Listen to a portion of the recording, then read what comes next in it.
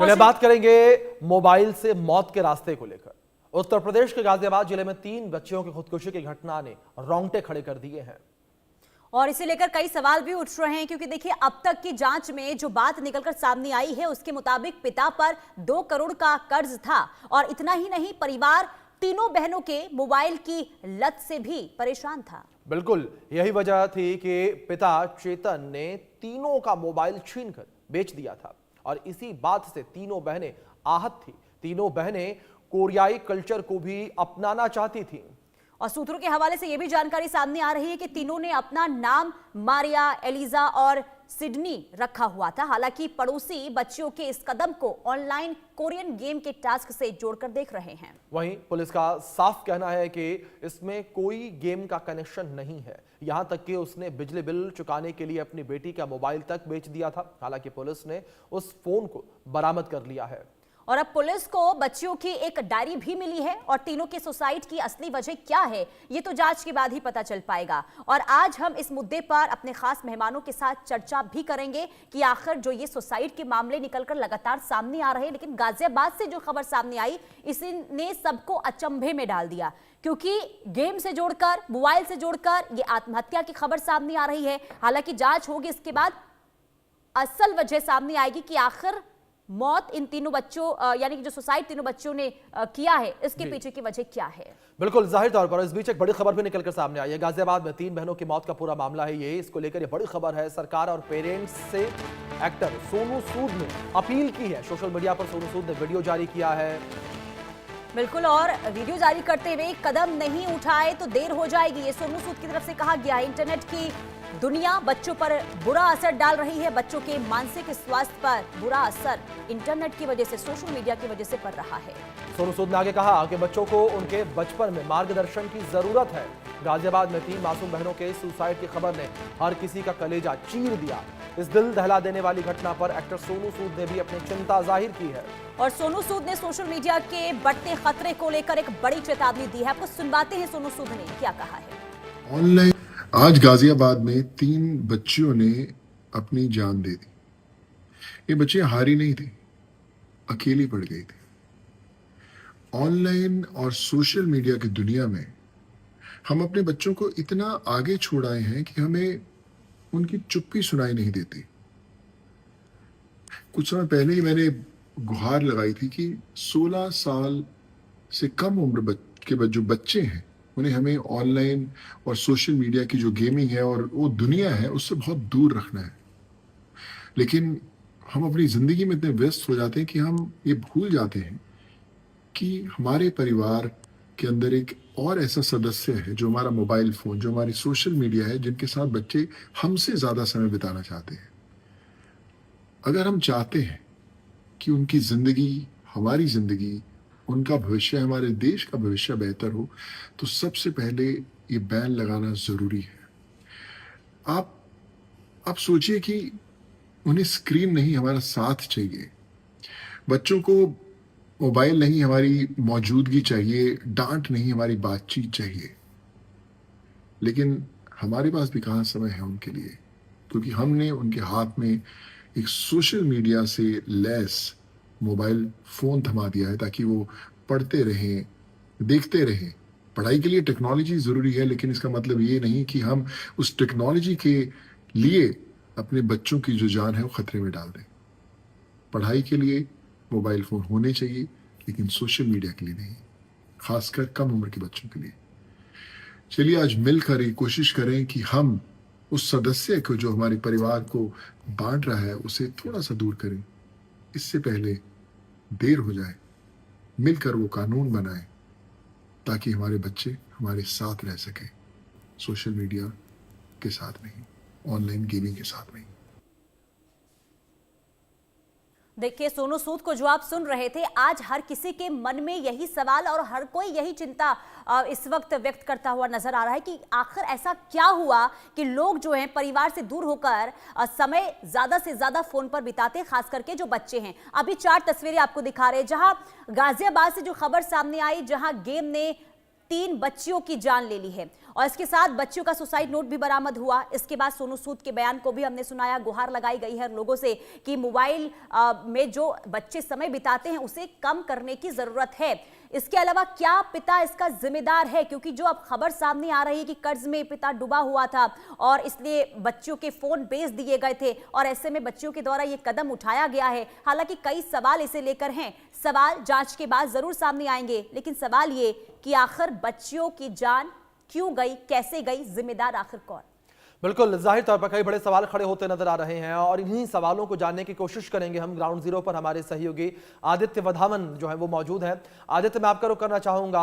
इस वक्त अगर हम सोसाइटी के लोगों को लेकर बात करें, आस पड़ोस के लोगों को लेकर बात करें, उनके रिएक्शन किस तरीके से निकलकर सामने आ रहे हैं, उनका क्या कुछ कहना है कि किस तरीके से वो इन बच्चियों को देखा करते थे, जिनकी जो दैनिक दिनचर्या थी वो किस तरीके से होती थी? जी अभिषेक, बिल्कुल हम बिल्कुल उसी भारत टेक सोसाइटी में खड़े हैं गाजियाबाद की, जहां पर ये सुसाइड हुआ। और मैं अपने जो पड़ोसी से जिनसे अभी हमने बात करी है तो वो यही कह रहे हैं, उनका कहना ये था कि कहीं ना कहीं ये बच्चियां की रोज़ जो है अपने फादर से उनकी बहस होती थी, क्योंकि इन लड़कियों की रुचि, इन तीनों बहनों की रुचि कोरियन ड्रामा में बहुत ज़्यादा थी, इसीलिए वो कोरियन स्कूल्स में अपना दाखिला कराना चाहती थी। लेकिन कहीं ना कहीं फादर नहीं मान रहे थे। और फादर ने मतलब पड़ोसियों ने ये भी बताया कि फादर का कुछ काम, अपना काम था और कुछ समय से काम में ठीक नहीं चल रहा था, लॉस में थे। तो कहीं ना कहीं अगर मैं अपने वीडियो जर्नलिस्ट से रिक्वेस्ट करूं, हम बिल्कुल देखिए ये ऊपर जो 9वीं मंजिल का आप देख रहे हैं, यहीं से जो है लड़कियां 9वीं मंजिल से कूदी थी यहाँ पर और सीधा यहाँ नीचे गिरी थी। अगर मैं अपने वीडियो जर्नलिस्ट दीपक से बोलूं, दिखाइए, देखिए किस तरीके से अभिषेक यहाँ पर मार्क्स बने हुए हैं, निशान बने हुए हैं, जहाँ ये 3 जो लड़कियां हैं गिरी थी। ये देखिए खून भी जो है सूख सा गया है। देखिए किस तरीके से खून के निशान हम देख सकते हैं। यहाँ ये 3 और 4 फरवरी की इंटरवीनिंग रात को ये घटना हुई। और अगर मैं अपने वीडियो जर्नलिस्ट से बोलूं, सामने वाली जो बिल्डिंग थी वहां 10वें फ्लोर पे एक अरुण कुमार नाम के शख्स थे जिन्होंने ये घटना लाइव देखी, लड़कियों को नीचे गिरते हुए, और उसी के बाद उन्होंने पुलिस और एम्बुलेंस को बुलाया। तो काफी दुखद ये घटना जो है गाजियाबाद से निकल के आ रही है। बहुत शुक्रिया तमाम जानकारी देने के लिए। कुल मिलाकर देखिए, इस खबर ने हर किसी को परेशान कर रख दिया है। खबर ने इसलिए परेशान किया है क्योंकि 3 बच्चियों की आत्महत्या की वजह अब तक जो निकलकर सामने आई है, इसके पीछे ये बताया जा रहा है कि फोन में ज्यादा ये जो तीनों बच्चियां थी वो व्यस्त रहती थी। कोरियन गेम से इनका कनेक्शन इस तरीके से जुड़ा कि उससे बाहर नहीं निकल पाई। हालांकि अब खबर ये भी है पुलिस के मुताबिक, यानी कि जो पुलिस अब तक जांच कर चुकी है उसके मुताबिक पुलिस का ये कहना है कि देखिए कोरियन गेम तो वो खेलती थी, लेकिन आत्महत्या के पीछे की वजह कोरियन गेम ही हो, अभी इसके लिए इंतजार करना होगा, क्योंकि परिवार में भी कई तरह की जो परेशानियां चल रही थी, इसका भी कहीं ना कहीं असर जो है वो इन तीनों बच्चियों पर देखने को मिल रहा था। बिल्कुल, और इसी विषय पर बातचीत करने के लिए हमारे साथ 2 खास मेहमान भी जुड़े हुए हैं, उनसे बातचीत करेंगे और इस पूरी कॉन्स्पिरेसी, इस पूरी थ्योरी को समझने की कोशिश करेंगे। हमारे साथ शरद संघेज जुड़े हैं जो कि चिकित्सा विशेषज्ञ हैं, हमारे साथ रुद्र विक्रम सिंह जुड़े हैं जो कि साइबर लॉ एक्सपर्ट हैं। आप दोनों मेहमानों का बहुत स्वागत है। और सबसे पहले मैं रुख यहाँ पर रुद्र जी आपका करना चाहूंगा। रुद्र जी, अगर आजकल के युवाओं को लेकर बात करें, आजकल के युवाओं के ऊपर जो सोशल मीडिया है, सोशल मीडिया का प्रभाव कुछ ज्यादा ही बढ़ता चला जा रहा है और जो उनकी डिपेंडेंसी है वो भी काफी ज्यादा बढ़ती नजर आ रही है। जी बिल्कुल, अभी मुझे ध्यान है कि कुछ दिनों पहले ही शायद मैं आपके चैनल पे एक डिस्कशन कर रहा था सोशल मीडिया बैन को लेकर, जो मद्रास हाई कोर्ट की एक चेतावनी थी। मद्रास हाई कोर्ट का एक रिकमेंडेशन था स्टेट गवर्नमेंट को कि आप जो भी सोशल मीडिया यूजर्स हैं उनके एज रिस्ट्रिक्शन के लिए एटलीस्ट 16 ईयर्स से कम के एज के लिए आप इस पे कुछ सोचिए, कुछ कानून बनाइए जिससे कि कम से कम 16 साल से कम उम्र के बच्चे सोशल मीडिया पे ना आ सकें। और उसी दिन शायद या एक दिन पहले ऑस्ट्रेलिया विश्व का पहला ऐसा देश बना था जिसने 16 साल से कम उम्र के बच्चों को बैन लगाया था कि आप सोशल मीडिया यूज नहीं कर सकते। और मुझे लगता है कि कम से कम एक कदम भारत सरकार को और राज्य सरकारों को उठाना चाहिए। ये बड़े दुर्भाग्य की बात है कि हम 2025 में और दूसरी बात देखिए, यहाँ पे 2 बातें हैं। एक तो सोशल मीडिया का ब्लैंकेट बैन होना चाहिए, नहीं होना चाहिए। दूसरा जो ऑनलाइन गेमिंग है, ये ऑनलाइन गेमिंग को किस तरीके से प्रमोट किया जाता जाता है, किस तरीके से इनको रेगुलेशन किया जाता है। 2025 में जाके हमारे पास एक कानून आया है, ऑनलाइन गेमिंग रेगुलेशन एक्ट। उससे पहले हमारे पास ये भी कानून नहीं थे। बहुत सारी मौतें तब भी होती थी जो ऑनलाइन गेमिंग में बच्चे इन्वॉल्व हो जाते थे, पैसा ट्रांजैक्शन करते थे, और फाइनेंशियल ट्रांजैक्शन की वजह से कई सारी मौतें हम पहले भी सुनने को मिलता था। तो इन दोनों चीजों पर एक समय आ गया है कि इन दोनों चीजों पर सरकारें, राज्य सरकारें, केंद्र सरकार इस पर बैठे, इस पर बात करे, क्योंकि जिंदगी से बढ़कर और बच्चों के जीवन से बढ़कर कुछ भी नहीं होता इनके। और आप वो सोचिए उस घर के बारे में, उन पेरेंट्स के बारे में जिनके 3 के 3 बच्चे अब नहीं रहे। और दोष, देखिए, दोष हो सकता है वो अपने आप को जीवन भर देते रहे कि काश उन्होंने मोबाइल नहीं दिया होता, या काश, अगर जो सुनने में आ रहा है कि मोबाइल था तो मोबाइल उन्होंने बेचा नहीं होता। ये तमाम तरीके की स्थितियां हैं जो जिस पर हम सोचते हैं, हम आज सोचेंगे, लेकिन मुझे लगता है कि आज हम बात करेंगे, 2 दिन बात करेंगे, फिर शायद हम भूल के दूसरी तरफ चले जाते हैं। लेकिन मुझे लगता है कि अब ये समय आ गया है कि हर एक, और ना सिर्फ कानून बनाने की जरूरत, देखिए कानून, क्योंकि कानून तो बना दिया जाएगा, कानून पहले भी बहुत सारे हैं। जब हम आज भी सोशल मीडिया अकाउंट बनाते हैं तो उसमें हमसे पूछा जाता है कि आपकी एज कितनी है, हम उसको टिक मार देते हैं या फिर एज इधर उधर बता देते हैं। तो इसके प्रैक्टिकल जब इन्वॉल्वेशन होगा, जब हम इसको ठीक है, अब सकते चलिए हैं ये। चलिए मैं आपके पास लौटूंगी। रुद्र जी, हमारे साथ डॉक्टर शरद संघ भी बने हुए हैं। सर, ये जो मामला निकलकर सामने आया है, इससे जरा समझने की बहुत ज्यादा जरूरत हो जाती है, क्योंकि मोबाइल बेचा गया, कोरियन गेम से इतना लगाव था कि सुसाइड बच्चों ने कर लिया। ये जो मानसिक तौर पर आजकल के जो बच्चे हैं वो मोबाइल को लेकर इतने ज्यादा किस तरीके से खुद को कनेक्ट कर लेते हैं कि ये नौबत आ जाती है कि अगर पेरेंट्स ने फटकार लगाई, मोबाइल छीन लिया गया, तो आत्महत्या कर ली जाती है। आखिर कैसे इसे रोका जाए, और मोबाइल आखिर इतना ज्यादा बच्चों को कंट्रोल कैसे कर रहा है? हाँ, देखिए, बहुत अच्छा सवाल है, और ये सबको हमें करना चाहिए और इसका एक उपाय हमें समझना चाहिए। देखिए, जैसे पहले पहले हमारे रिस्पेक्टेड स्पीकर है, उन्होंने ये कहा कि बैन एक कर देते हैं। That is definitely very good idea, कि मतलब एक एज देख लेते हैं कि भाई 16 साल हो या 14 साल हो, क्योंकि मैं तो देखता हूँ 7-8 साल के बच्चे भी गेमिंग करते हैं, वो भी वीडियो रील्स बना रहे हैं। बिल्कुल। तो एक एज कर लेते हैं, मतलब 16 में भी it's a little higher age, अब 14 या 13 कुछ एक एज कर लेते हैं फिक्स। पहली बात तो ये। दूसरी बात तो हमें ये देखना है कि क्या साइंस, हमें एक्चुअली बच्चों से कनेक्टेड रहना चाहिए, बच्चों को कुछ टाइम देना चाहिए घर में। सबसे पहले तो वही प्रिवेंटिव, हमें प्रिवेंटिव पहले देखना है कि क्यों बच्चे जा रहे हैं इसमें। बच्चों को फादर या मदर के साथ टाइम नहीं मिलता। सिंगल पेरेंट डेफिनेटली ज्यादा प्रॉब्लमेटिक है, बट अगर फादर मदर है तो एटलीस्ट दोनों को, सिर्फ मदर को ही नहीं, फादर को भी कुछ टाइम देना चाहिए बच्चों के साथ में। भाई दिन भर में क्या किया, या एक मील साथ में बैठ के खाना चाहिए कि भाई डिनर खा लिया या लंच खा लिया या जो भी है, कि भाई दिन भर क्या हुआ, आज क्या हुआ क्या नहीं हुआ। तो बच्चों के कुछ हाव भाव से ये पता चल जाता है कि कुछ गड़बड़ है। जैसे कि बच्चे अगर होमवर्क ठीक से नहीं कर पा रहे हैं, या कोई प्रॉब्लम्स आ रही हैं, कुछ उनको इरिटेबिलिटी या गुस्सा ज्यादा हो रहा है, उनकी टॉलरेंस, इमोशनल टॉलरेंस कम हो रही है, तो ये और वो अपने भाई बहनों से या दोस्तों से इंटरेक्ट नहीं कर रहे हैं, घर के बाहर जाके खेल नहीं रहे हैं, ज्यादा टाइम कमरे के अंदर ही बैठे रहते हैं, तो दैट मीन्स कुछ ना कुछ तो गड़बड़ है। तो हमें एक तो पहले उसको हमें मैनेज करना चाहिए। दूसरा, हमें उनको हमेशा, बच्चों को हमेशा ये कॉन्फिडेंस देना चाहिए कि भाई कोई बात नहीं, हर कोई आदमी अच्छा, पढ़ाई जरूरी नहीं है कि हर कोई पढ़ाई में अच्छा हो। You can be good in sports और अदर एक्टिविटीज। तो हमें उनको एक तो आउटसाइड, बाहर जाके खेलना, आजकल सारा कुछ इंडोर हो गया है, गेम्स भी सब कुछ इधर, तो we have to go outside and play. Like जैसे हम लोग, मुझे याद है, आई एम अराउंड 58 ईयर्स, तो हम लोग जब बच्चे थे तो हम लोगों का गेम मतलब बाहर जाके खेलना, अंदर वाला तो वो कुछ था ही नहीं। मतलब कभी कभार चेस या कुछ कैरम वगैरह खेल लेते, लेकिन खेलना मतलब एटलीस्ट हाफ एन आवर या 1 आवर आउटसाइड, बाहर जाके स्पोर्ट्स खेलना है।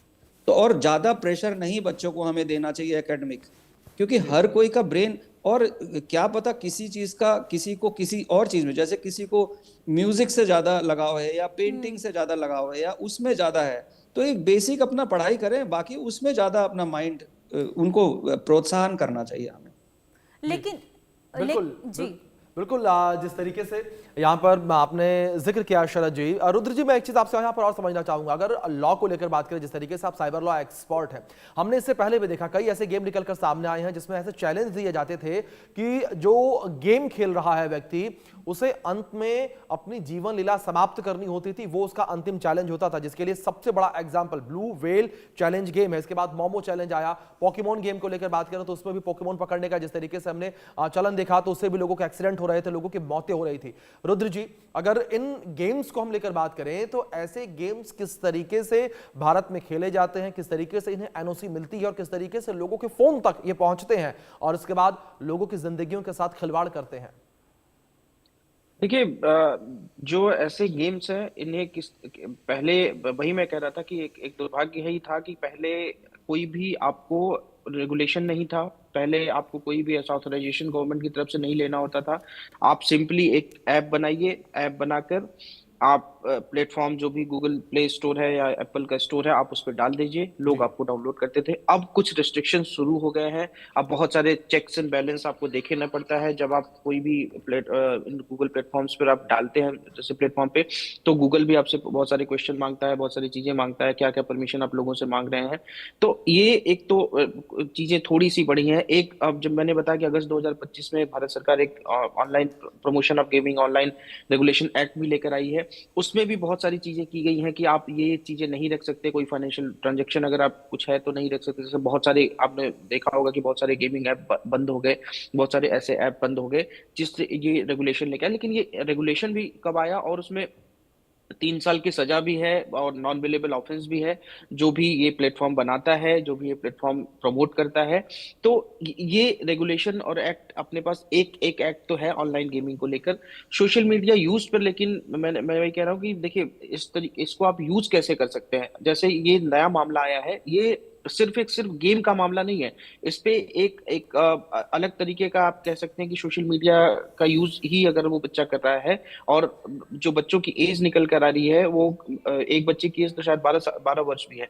तो 12 वर्ष के बच्चे का जो मानसिक विकास होता है, वो उस ये सब जो अभी जो आपके मानसिक जो डॉक्टर साहब बैठे हैं वो शायद बताएंगे कि ये एज ऐसी होती है जब बच्चों को जो आप पढ़ाएंगे, जो आप बताएंगे, वो जी। सीखते हैं और वो आगे वही वही चीज करते हैं। तो ऐसी एज में अगर हम सोशल मीडिया जैसी चीज आप किसी को दे देते हैं जिसपे सब कुछ सरेआम दिख रहा है, आज आप देखिए कि आप मोबाइल उठाइए, आपको कुछ भी देखना है, एनीथिंग, कोई भी गंदी से गंदी चीज, अच्छी से अच्छी चीज, that is available on social media. ये हमारे ऊपर है कि हम क्या चीज देख रहे हैं। लेकिन बच्चों और को यही अगर कोई बहुत एक बड़ी चीज समस्या है रुद्र जी, क्योंकि जो आप कह रहे हैं कि बच्चों को मोबाइल थमा दिया जाता है, उसमें तमाम चीजें जी निकल कर रहती हैं, और जिस एज में बच्चों की जो कैपेसिटी होती है कैप्चरिंग पावर की, वो बहुत जल्दी वहां से ग्रैब कर लेते हैं, और इससे बचने की बहुत ज्यादा जरूरत है। हमारे साथ डॉक्टर मनीषा सिंघल भी जुड़ी हुई है। मनीषा जी, क्योंकि देखिए इससे पहले डॉक्टर शरद जी जो ये बता रहे थे कि जो एक कन्वर्सेशन गैप हो गया है ना बच्चों में, वो सबसे बड़ी वजह है आत्महत्या की। लेकिन यहां पर सवाल ये है कि आजकल के पेरेंट्स को भी आप देखिए कि सोशल मीडिया पर बहुत ज्यादा अब बिजी रहते हैं। उसका नतीजा क्या होता है? खास करके देखिए जो वर्किंग पेरेंट्स हैं वो काम के लिए घर से बाहर रहते हैं और बच्चों को कम एज में अब टैब पकड़ा दिया जाता है, फोन पकड़ा दिया जाता है, ताकि उन्हें किसी भी तरीके से कोई परेशानी ना हो, बच्चे रोए ना या कि पेरेंट्स को परेशान ना करे। लेकिन आखिर कैसे इन समस्याओं से बाहर निकला जाए? पेरेंट्स अगर खुद फोन को ज्यादा इस्तेमाल करेंगे, रील बनाएंगे, वीडियोस बनाएंगे, तो इसका असर तो बच्चों पर भी जाएगा। बिल्कुल, डेफिनेटली। सो ऑनलाइन गेमिंग तक बच्चा पहुंच गया, उसके बाद कुछ हादसा हो गया। अब अगर हम यहाँ से थोड़ा पीछे जाके देखें कि शुरुआत हुई कहाँ से थी, तो वो समझना बहुत जरूरी है। अब जो हो गया है वो हो चुका है, लेकिन आगे कुछ और ऐसा ना घटित हो, हम किस तरह से बच्चों का जो कोमल मस्तिष्क है उसको चैनलाइज कर सकते हैं, वो एनर्जी हम अच्छे डायरेक्शन में यूज कर सकते हैं। सो उसमें हमें ये जानने की जरूरत है कि बच्चा किस वजह से मोबाइल का यूज कर रहा है और किस एज पे कर रहा है, कितनी देर तक यूज कर रहा है और क्या वो देख रहा है। सो कंटेंट क्या है, वो बहुत इंपॉर्टेंट है। और जब पेरेंट्स या कोई भी केयर टेकर या ग्रैंड पेरेंट्स, जो भी घर में फैमिली मेंबर्स हैं, या फिर स्कूल में टीचर्स, उनका भी बहुत इंपॉर्टेंट रोल है। क्योंकि स्कूल में कई बार ऐसा होता है कि जो भी ब्रेक टाइम होता है उसमें बच्चों पे इतना ध्यान नहीं दिया जाता है। जब जितने टाइम टीचर्स हैं बस उतने ही टाइम ध्यान दिया जाता है। और ये जो रिलेशन है, ये जो इक्वेशन है, चाहे वो टीचर के साथ है, चाहे वो पेरेंट्स या ग्रैंड पेरेंट्स के साथ है या केयर टेकर के साथ है, इसमें कितना वो कंफर्टेबल फील करते हैं, कितना वो शेयर कर पाते हैं, और कितना उनको पढ़ाई लिखाई से संबंधित बातें की जा रही है जो उनके लिए बहुत बोरिंग होती हैं। हम अपना टाइम भी अगर याद करें तो पढ़ाई लिखाई के बारे में ही केवल बात करना सही नहीं है, या टीचिंग प्रीचिंग हमेशा कुछ शिक्षाएं देना, वो उसमें बच्चा थोड़ा सा रिलक्टेंट हो जाता है, वो नहीं इतना कंफर्टेबल फील करता है। उसको ये लगता है कि हाँ मेरे को, अब मैं जा रहा हूँ, अब मुझे कुछ ऐसा ही सुनने को मिलेगा। तो वो बचने के लिए, ये सारे एक एस्केप मोड होते हैं, बचने के लिए कुछ उसको एक ऐसी चीज मिल गई जिसमें उसको कहीं उसकी ईगो सेटिस्फाई हो रही है, या कहीं उसको खुशी मिल रही है, कहीं उसको किसी भी तरह की प्रशिक्षण नहीं दी जा रही है, कुछ चेक नहीं रखा जा रहा है, या क्रिटिसाइज नहीं किया जा रहा है।